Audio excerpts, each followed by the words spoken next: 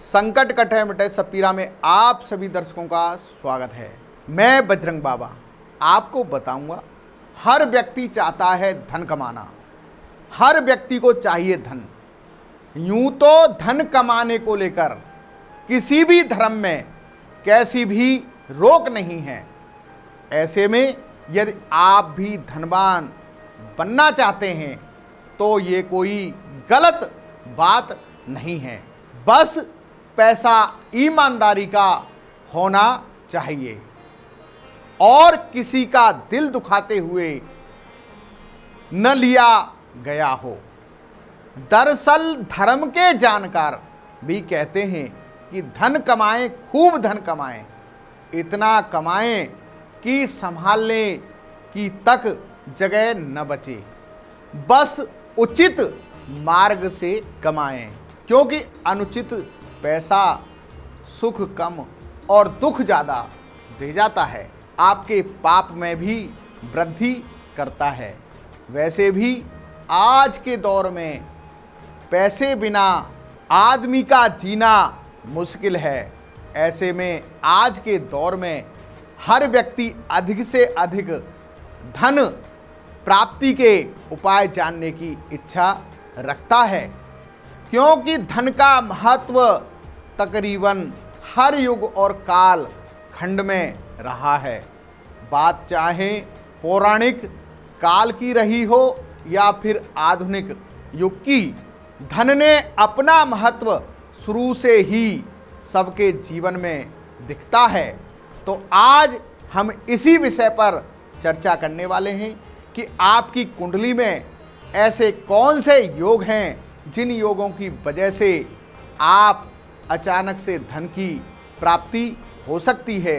तो आइए वीडियो शुरू करते हैं और आप स्वयं अपनी कुंडली से जान सकते हैं कि आप धनवान बनेंगे या नहीं।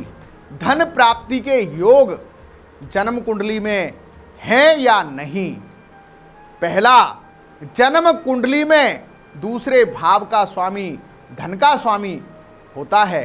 यदि यह धन का स्वामी धन भाव में ही बैठा है या केंद्र स्थानों में विराजमान हो या त्रिकोण में विराजमान हो, दूसरे भाव के स्वामी की महादशा एवं अंतर्दशा एवं प्रत्यंतर दशा में धन लाभ होता है। बहुत सा धन एकत्रित होता है, अर्थात व्यक्ति उस समय धनवान होता है।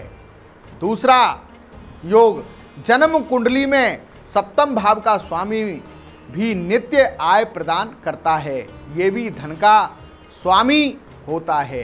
यदि यह सातवां भाव का स्वामी सातवें भाव में ही बैठे या केंद्र स्थानों में विराजमान हो या त्रिकोण में विराजमान हो तो ये बहुत ही शुभ योग बनते हैं।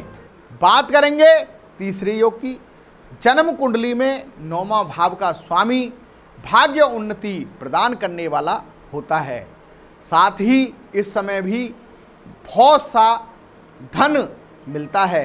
यदि यह भाग्य का स्वामी भाग्यश में विराजमान हो या केंद्र या त्रिकोण के स्थानों में बैठा हो या फिर इसकी महादशा अंतर्दशा या प्रतंतर दशा में धन लाभ के योग बहुत से बन जाते हैं।